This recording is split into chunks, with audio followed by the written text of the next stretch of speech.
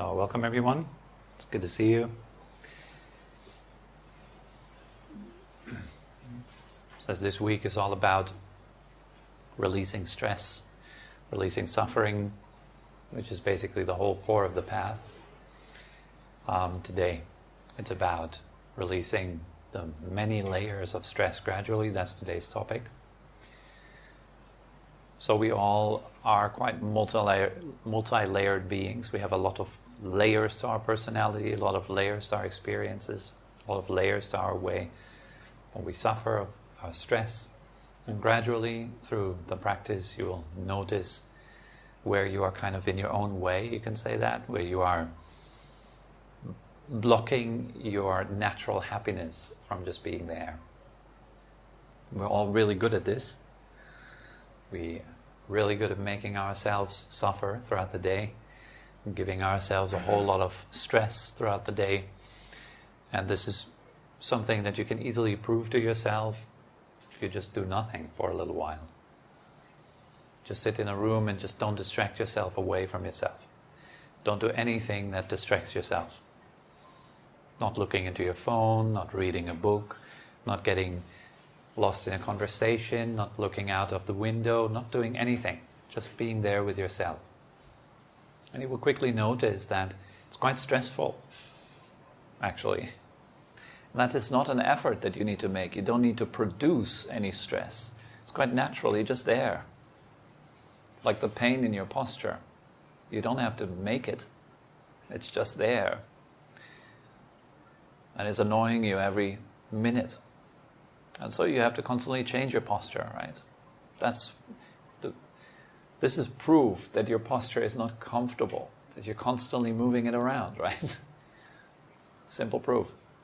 Also, the same is true for our life. We're moving around a lot. Why? Because we're looking for happiness. It's that simple. And we're trying to get rid of stress. We're trying to get rid of boredom, for example. That we need to do something to get rid of the boredom. We try to get rid of ignorance, so we learn something new.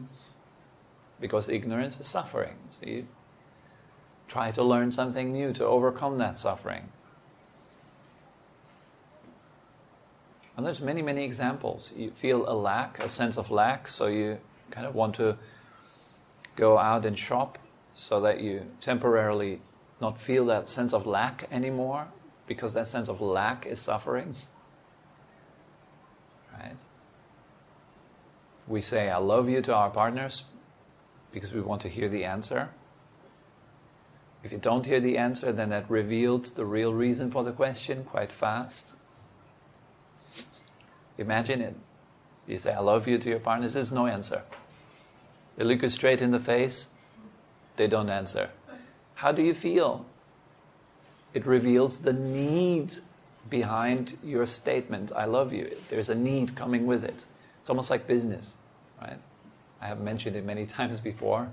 You go into a shop, you want to buy some chocolate, you pay, you don't get chocolate. Right? We go to our partner, we say I love you. It's almost like paying. And then we want our goods. We want the answer. We want to be seen. We want to be accepted. We want to be loved in return. If that doesn't come back, then it's a deal gone wrong. That reveals it's not authentic love. It's just a need. And it's just normal consumption. It's pretty prevalent. We all have it. We all know it. There's nobody exempt from that. Nobody is totally angelic and holy and constantly just only loving the other person. We all have our needs. And these needs are at the base of our stress. The more we are invested in something, the more we are stressed by what we're invested in. The more we are controlled by what we are invested in. If you get what you want, nice. But then it comes also with fear of losing it once you have it. So it's either way you turn it in this world, what you get is breathing in followed by breathing out. Coming together by separation. Going up, going down. And it's not that this is essentially stressful, but it's how we deal with it that's stressful. For example, seeing that the up is fantastic and seeing it completely out of context, seeing it not connected to the down. We like to do this kind of stuff. We like to see only the upside of things. That's great. It's going to be amazing. We don't see the downside of it. So once we have it, then we gradually get introduced to the downside of it. There's a reason why in the beginning of a new relationship, how do you feel? Remember? Maybe you are at the beginning right now of a new relationship. Maybe you're at the end of an old relationship. Can you remember how it feels like in the beginning and how did it feel like later? It has changed, right? The butterflies go. That's what they do. They come and they go. If you can be okay with that, then the relationship can last a bit longer probably. So you're not getting stressed out by the illusion that the butterflies must be there always. The same is true for health. If you're okay with illness, because it's the other side of health. It's the other side of the coin. If you're okay with illness, you're going to be okay with health. If you're okay with health, you're going to be okay with illness.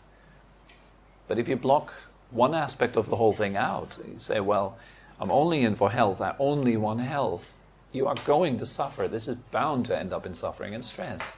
I only want success. I never want to fail.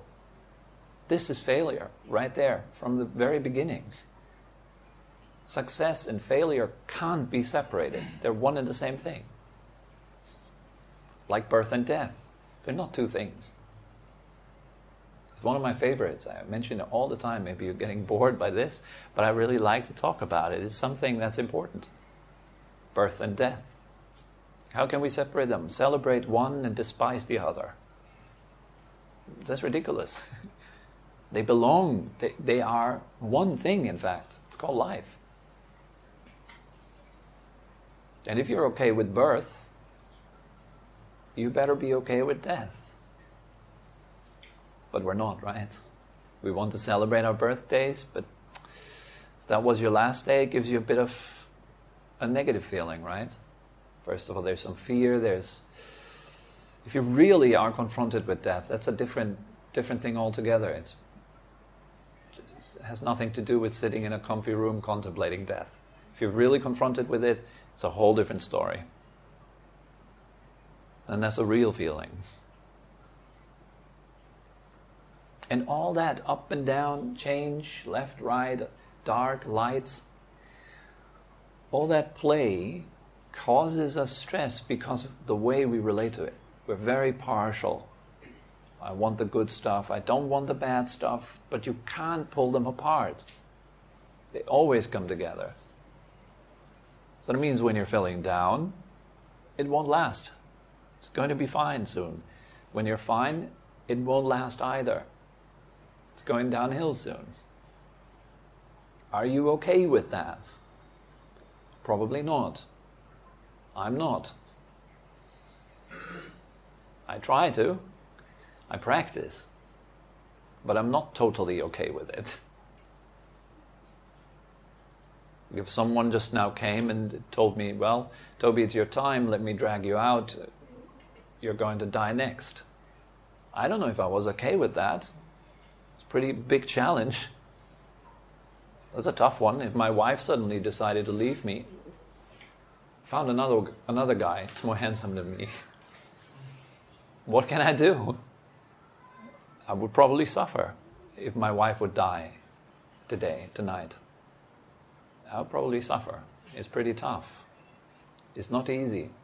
So we start practicing with small stuff. Right? You order something online, doesn't arrive. Relax. Because you ordered something online, it doesn't arrive. Cause, result. If you want it to be otherwise, you start to suffer. But it should arrive. Doesn't mean you need to be inactive and just be like a doormat for the online shop. You can still get in contact with them and see what happened, but suffering is unnecessary. It doesn't help the process. Freaking out, worrying, it doesn't help the process. You drank 5 cups of coffee today and you wonder why you have insomnia. Cause, result. Oh, my sleeping cycles are all messed up. Playing with your phone the whole day and night, that creates huge trouble for your endocrine system. Doesn't let you sleep at night. So there's no sleeping hygiene. Cause, result. You can't sleep. One thing leads to the next. You eat poisoned food, you get food poisoning, etc., etc., etc. One just leading to the next. That's just life. Coming together, separating. That's how life is. When you know that from the start, the coming together is pleasant and the separation can be pleasant too. Because you're expecting it.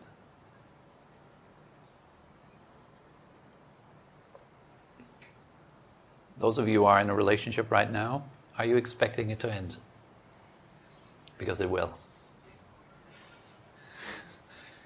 Yeah, oh damn, what is he talking about? No, not for me. I'm different. Are you healthy right now? Are you expecting it to end? Because it will. Are you okay with that though? Are you confused right now? Are you expecting it to end? Because it will. Are you angry right now? The list goes on. Try to keep it. If you're sad, try to be sad for real. Try to keep it. You sit there, you cry. Sit in front of a mirror and cry. Watch yourself cry. And try to stay crying. How long can you keep crying? Try to keep crying. Make it a thing when you're sad. Really go in it. Be sad for real. Do it 100%.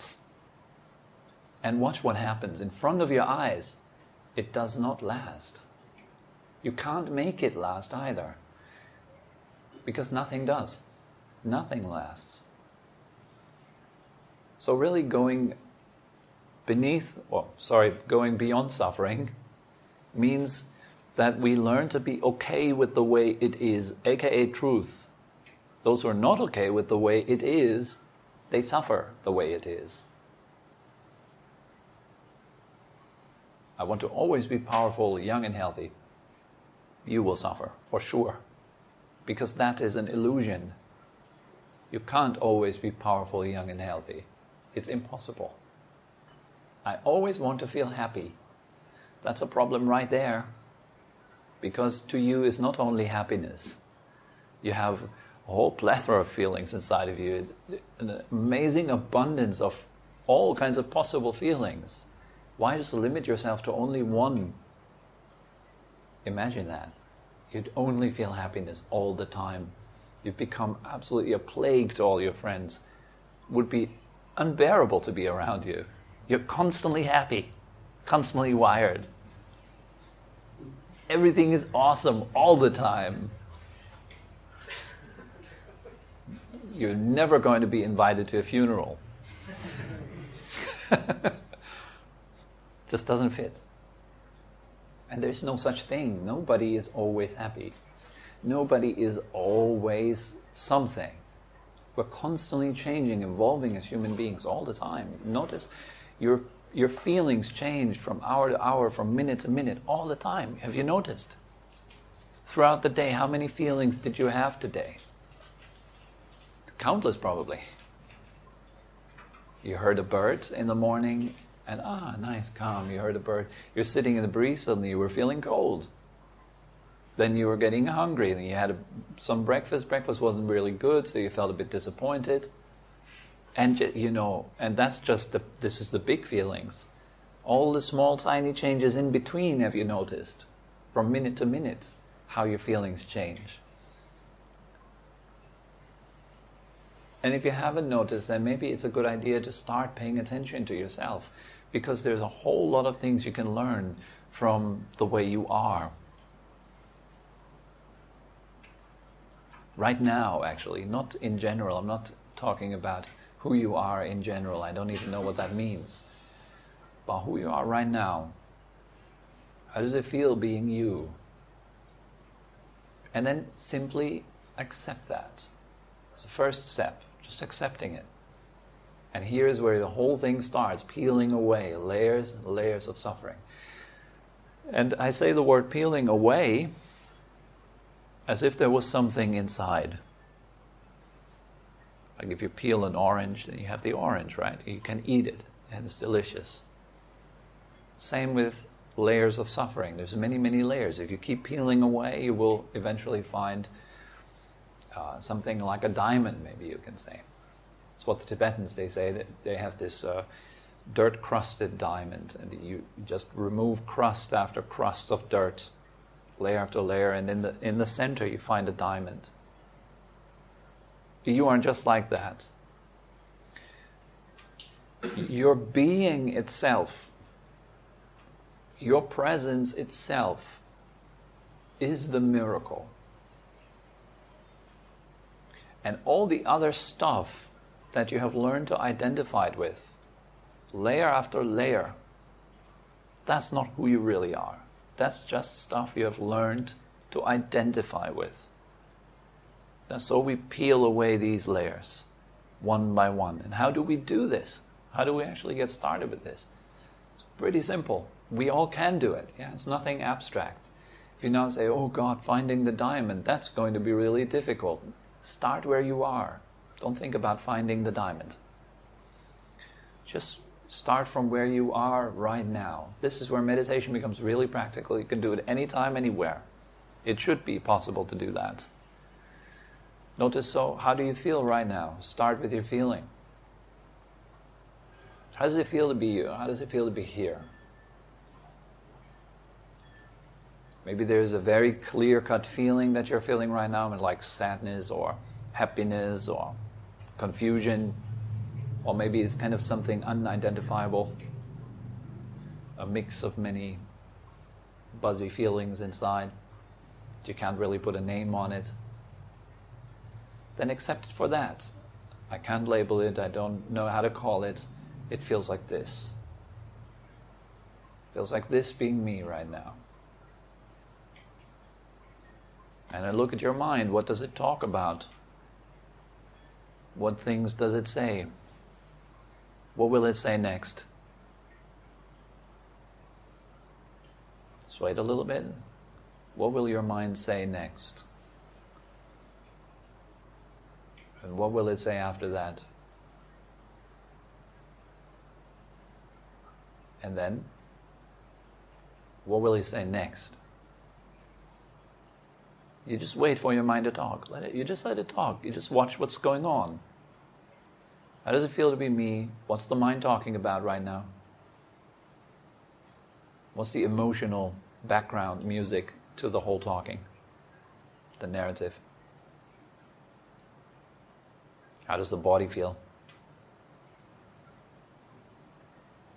And that automatically takes you deeper. That gives rise to it. It's almost like your heart notices right now, oh, here she's watching. In my case, my heart suddenly notices, oh, Tobi's watching. So I can show him things. Then your heart starts to show you things. All you need to do is just be there and wait. See what comes up. Well, it will maybe start to show you some boredom. You just sit there and then your heart says, okay, here, have some boredom. Have a look at that. Then have a look at boredom then. How is it like to be bored? Be bored as if this was the first time you've ever experienced something strange as boredom. You've never experienced it before in your entire life. You're some sort of alien that comes from another planet. And you hear human beings talk about this thing, boredom. You don't know what it is.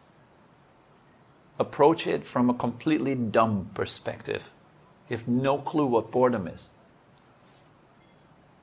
But now you get to taste it for the first time. Watch it. Learn from it. See what that really is. Here you're already peeling away stress because you're now interested. You're paying attention. That's what it takes, paying attention. And that's what we really don't do usually, paying attention to ourselves. We usually pay attention to stuff, things, thoughts, emotions, goals, future, past, achievements, this, that. Anything but me. The me seems somehow even unimportant. Like something that, well, what's there? There's nothing there. Nothing important there. But let me go there and let me do that. Let me become different. That's interesting. That's challenging. That's growth. But what about you now? As long as you're unhappy with that, as long as you still feel like you need to add on stuff and be more and try more, and you're just simply an unhappy being. That's all that this is. I need, I must, I should. In one word, dissatisfaction. Unsatisfied. Restless. And as long as you're not resting within yourself, all your activities create what? More. Restlessness. That's how it goes. Have you not noticed? How many years have you been cultivating restlessness so far? Does it lead anywhere out of restlessness? Does it lead towards rest? Does it lead towards yourself or more stuff?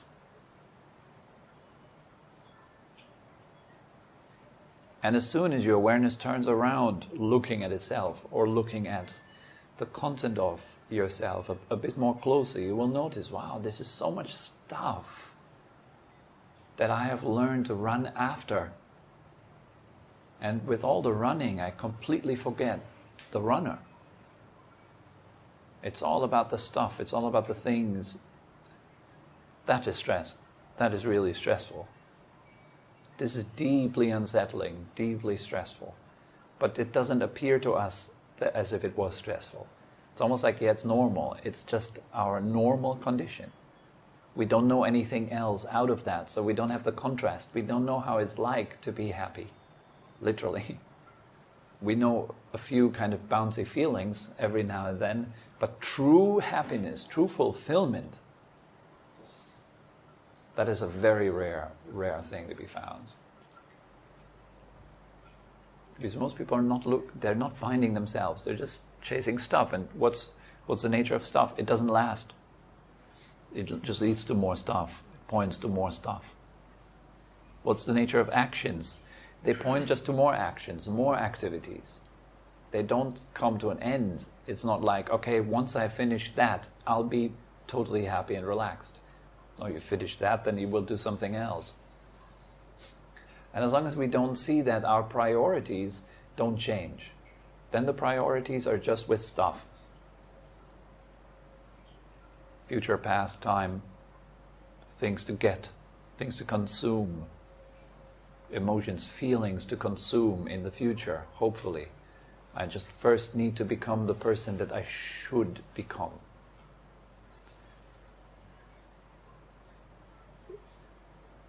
Peeling away layers and layers of stress means turning around, coming home inside of yourself. And that is something, is a different concept for most people. It's a different kind of thinking. You don't go forward, you don't go backward, not left, not right. It's just me then. And what can you find there?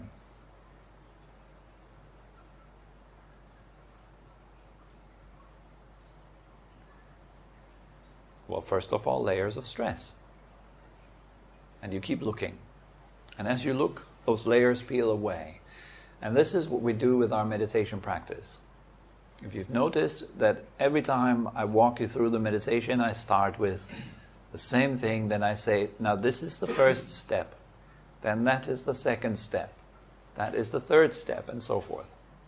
I'm leading you towards more simplicity there. So what's the first step? Anyone remembering? Settling the body, very good. Settling the body. We do that either in steps or just feeling the whole body as you breathe in and then relaxing as you breathe out. Here you're letting go of the first layer of stress, the most obvious one. Stress in the body. A tense body.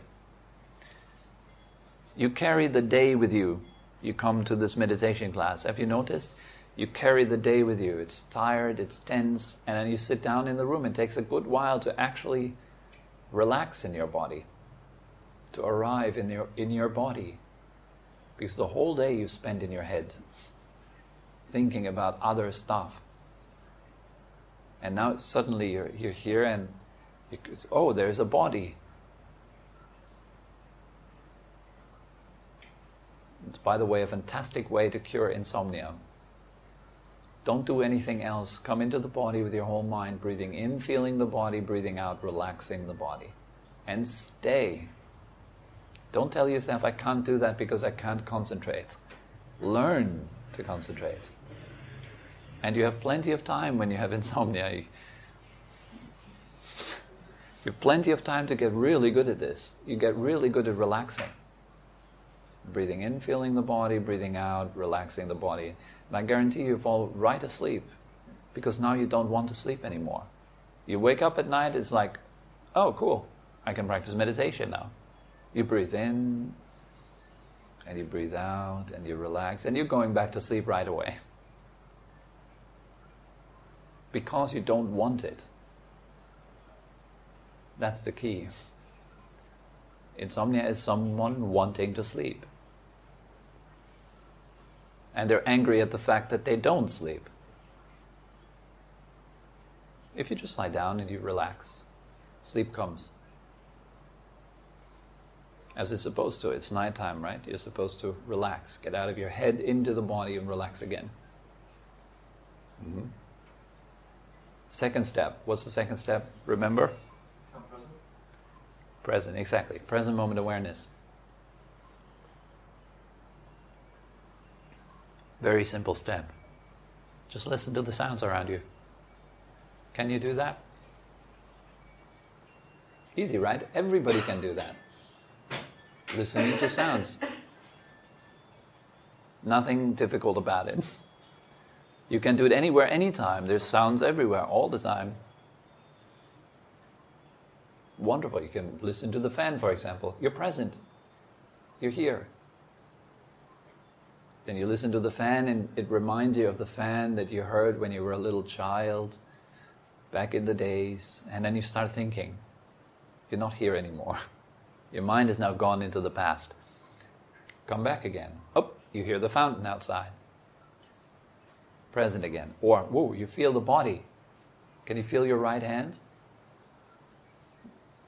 Right now?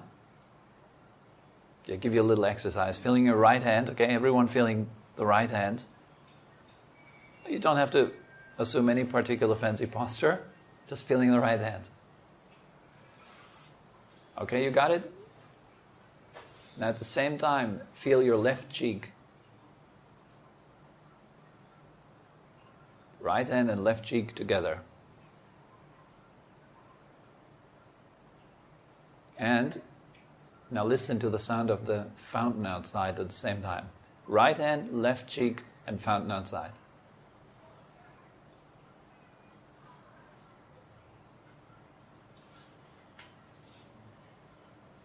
The chances are that you're very present right now, and probably your mind doesn't even talk, because you really concentrated. You really try to combine those three. So because you're focused on details, and you're really in it, the mind stops talking. That's the third stage. You let go of the stress of the talking mind, because that's the one raising hell the whole day long. The mind talking you into misery constantly, again and again and again, talking about the same things, right? That one. This is a big problem. The talking mind. When that stops, you're as happy as a child. There's no worry, no fears, no anxiety, because you're not talking yourself into it. There's no regrets, no hate, Because you're not constantly talking yourself into it, habitually, repetitively, going through the same stories again and again, which lead to the same feelings again and again, which then in turn lead to reinforcing the stories again and again. So this is a vicious cycle. It doesn't stop unless you stop it. How do you stop it? Hear the fountain. Feel your left cheek, feel your right hand, or, feel your right big toe and your left knee, and feel your kidneys at the same time. Be creative. And as you are creative with that, you will notice you go away from making trouble to yourself towards coming to sanity, to what's real. You're here. There is no problem right now. You're just in a room. You're just in a room. Nothing's wrong. You're okay. You're okay. It's fine. It's fine. We're just sitting on a chair or on a mat right now. That's all. That's all. Everything else is just a thought. Stay here. See, if you come into that, you come into a childlike state again. Life becomes fun again because you're here. At the end of your life, you'll be able to say, well, I was there. I wasn't thinking about life, I was living it. Right? There's this saying that is very popular, live your life to the fullest. What does that mean? Doing a lot of stuff? No. It means being here as it happens. Paying attention to it. Uniting with it. Being empowered by it. Not trying to do it. That's very funny. I'm trying to do my life. What does that even mean? Doing life. Or having a life. You are life. Only thoughts might suggest otherwise. I say, no, I'm not life, I'm Tobi. I have a life. I'm doing it. I'm doing my life. I'm doing well. Doing not so well. I hope I'm not losing my life. Well, I didn't have it from the beginning. It wasn't mine from the beginning. Life is not something I own. It's something I am. See, that's the confusion of thought. You feel like you own something. You feel like life is mine. That's not really true. So come back into reality. Let go of thoughts and fiction about future and past. Realize you're sitting in a room right now. That's it. That's your life. It's an introduction to your life. Look. It's right here. This is it. And everything else, literally, I said again, it's a thought. It's just thinking. And you can either get really caught up in it or not. If you're not caught up in it, you're free from it. You're quite relaxed, you realize it for what it is. Just thinking. You're peeling away another layer of stress, thought. You're not enslaved to your thoughts anymore. You're free. What does it mean to think outside of the box? Thoughts are the box. Your thinking is the box. You think you're very clever and very creative. I'm thinking outside of the box. No, you're totally in the box.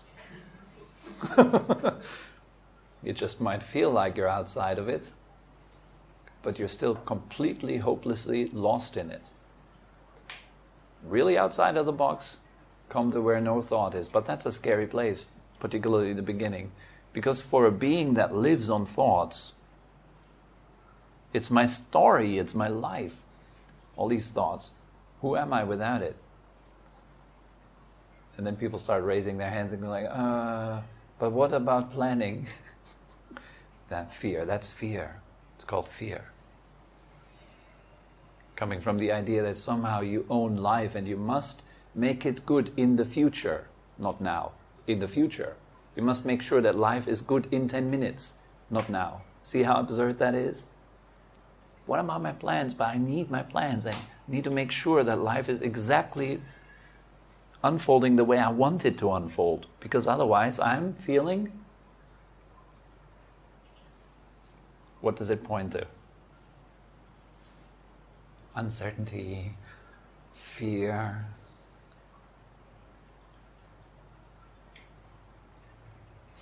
controlling. I want to be in control. It's my life after all. I need to make sure that it works out. So why not say hello to it now, come into it now, and allow it to carry you? It's the greatest force around. If you surrender to it, you'll just be fine. Everything is going to be fine. But as long as you feel like I want to have it my way, and that's just a conditioned thought, there's suffering with that, there's stress with that. It's the last layer to be peeled, the idea of me and mine. The idea that there is any single atom or thing in the universe that belongs to a me, or that is a me, when there is just a universe filled with stuff, spinning round and round and round and doing all kinds of things. No one owns it, no one has it, no one is it. Not one shard of it. So that's the last layer to peel. The idea that anything belongs to me.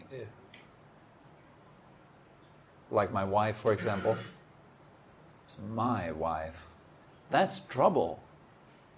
And what does that point to? Do I own her? So why do I use a possessive pronoun? My. What does that show? She's my wife. Whose wife? Mine. Tobi's wife. I'm in trouble because I will be a loser there. Because I feel as an owner, I will feel as a loser. If I don't own her, I set her free and I'm free. Now it's just freedom. And I'm relaxed and happy. She can come, she can go. Because that's exactly what she will do. She will come and go. There's nothing I can do about it other than relax. Or freak out. It's another option. But I don't want to freak out about it. I would like to relax. Be at ease about things. It's a bit more inspiring.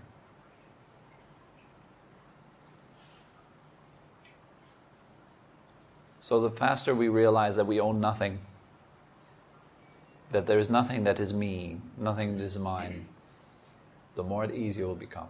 The faster you'll be at ease with things. That empowers you to do great things. The doing doesn't end there. But it will be an empowered doing. Great doing. Not just a little me trying to somehow fix this universe. Put it into its rightful place.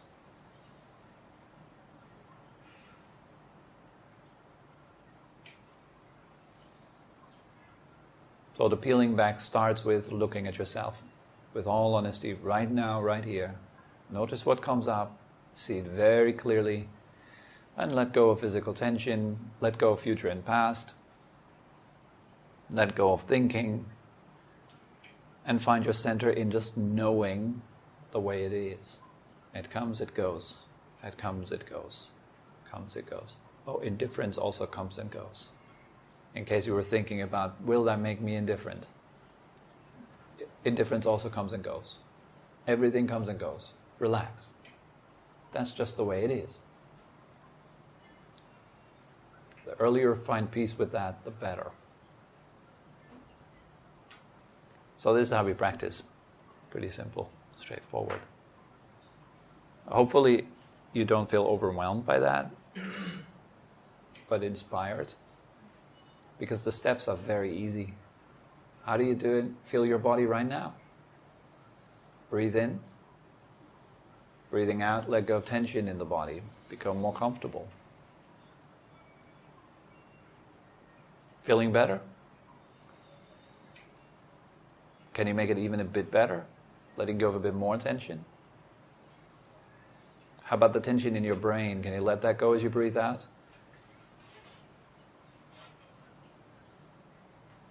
Tension in your belly, in your chest. Just relaxing. And then just being here. Noticing thoughts as just thoughts. Coming and going. Slowly coming back to yourself. Notice anxiety, it's just anxiety. Just the mind trying to get things done. Relax. Come back into your power.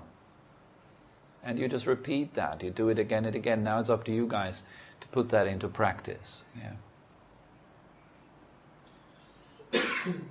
I must say, in all those years that I've been doing that, it is rare to find people putting that into practice, actually. There's many people listening and getting some information, but actually doing the work to making themselves happy, it doesn't really happen. So I encourage you again and again, do it. Make your happiness a central point in your life. It's something so important.